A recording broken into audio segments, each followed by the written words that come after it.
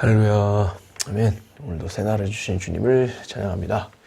그리고 오늘도 말씀 가운데 시작하게 하신 주님께 무한 영광 올려드립니다. 아멘. 여러분 좋은 하루 다들 보내고 계시죠? 오늘도 아빠와 아들 시작합니다. 오늘 말씀은 마태복음 19장 16절에서 22절 말씀입니다. 제가 16절 말씀만 읽도록 하겠습니다. 어떤 사람이 주께 와서 이르되 선생님이여 내가 무슨 선한 일을 하여야 영생을 얻으리이까. 아멘. 여러분 어떤 것을 얻기 위해서는 어떻게 해야 할까요? 좋은 집, 좋은 옷, 좋은 차, 그리고 좋은 것들, 그리고 내가 갖고 싶어하는 어떤 것들을 얻기 위해서는 반드시 대가가 필요하죠. 당연한 것이죠. 물질적 대가, 시간적 대가 같은 것들이 반드시 필요한 것입니다. 그리고 이것이 이 세상의 원리라는 거예요. 이 세상의 원리. 이걸 아셔야 돼요, 꼭. 그런데 중요한 것은 무엇이냐? 하늘의 원리는 다르다는 거예요. 영성, 그리고 영생, 구원에 있어서는 더더욱 그렇습니다. 이 세상의 원리로라면 우리는 영생을 얻기 위해서 반드시 그에 맞는 대가를 지불해야 할 것입니다. 영생을 얻고 싶다면 말이죠. 영생의 값을 지불해야만 한다는 것입니다. 여러분 우리는 이 세상에서 살고 있기 때문에 이 세상의 원리가 참 익숙합니다. 그리고 이 세상의 원리가 아닌 것들이 우리에게 어떤 것들이 주어진다면 참 어렵죠. 그리고 이해가 되지 않죠. 그렇기 때문에 많은 사람들이 구원을 얻고 영생을 얻기 위해 하나님께 어떤 대가를 지불하려고 합니다.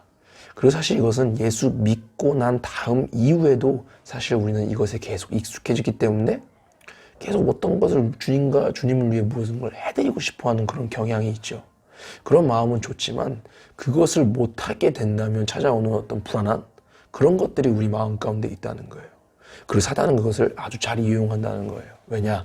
우리는 이 세상의 원리에 너무나 익숙해 있기 때문입니다. 본문 오늘 말씀에 나오는 부자 청년처럼 말이죠. 선을 행하려고 한다는 거예요. 그러나 다시 한번 우리가 말씀을 통해 말씀하고 분명하게 할 수 있는 것은 무엇이냐면 인간은 절대 선을 행할 수 없다. 선을 행할 수도 없고 선을 행한다고 선해질 수도 없고 설령 선을 행한다고 영생을 얻을 수 있는 것도 아니다 라는 것입니다. 다시 말해서 선이라는 대가로 우리의 어떤 좋은 행동이라는 대가로 영생을 얻을 수 있는 조건은 애초에 불가능하다는 것입니다. 여러분 온 우주를 만물을 통틀어서 선하신 분은 오직 하나님 한 분이시라고 오늘 본문 말씀을 말하고 있습니다.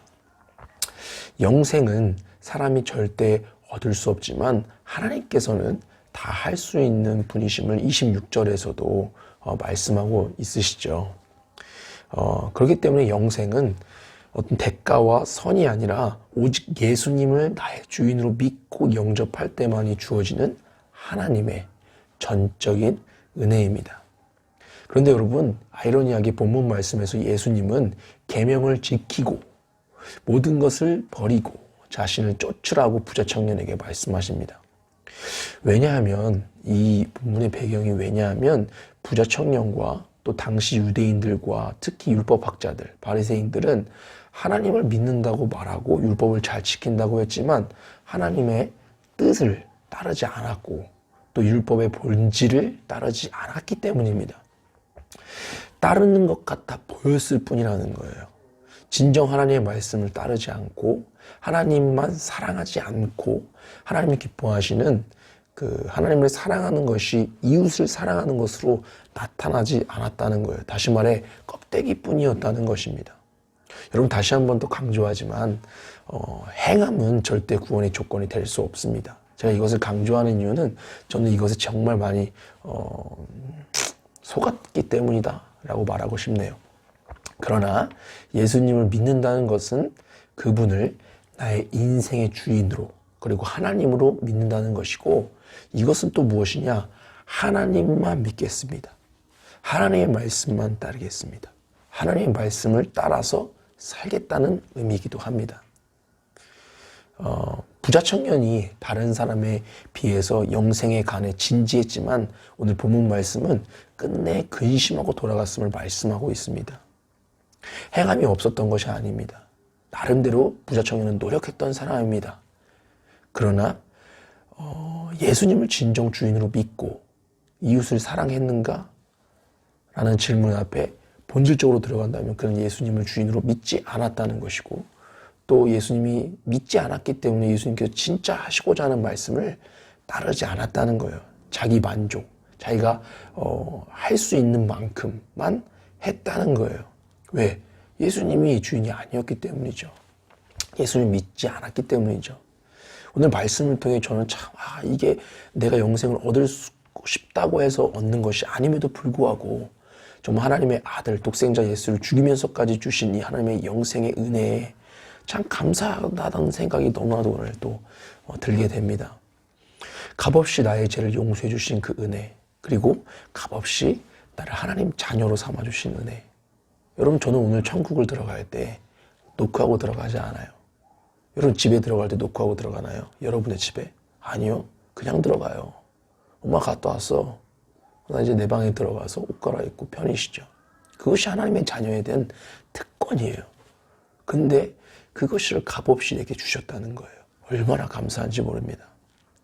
여러분, 그럼에도 내가 오늘 말씀 가운데 또 묵상하고 고민하는 것은 내가 모든 것을 따르고, 모든 것을 부인하고 예수님을 따르고 있는지는 또 돌아보게 됩니다.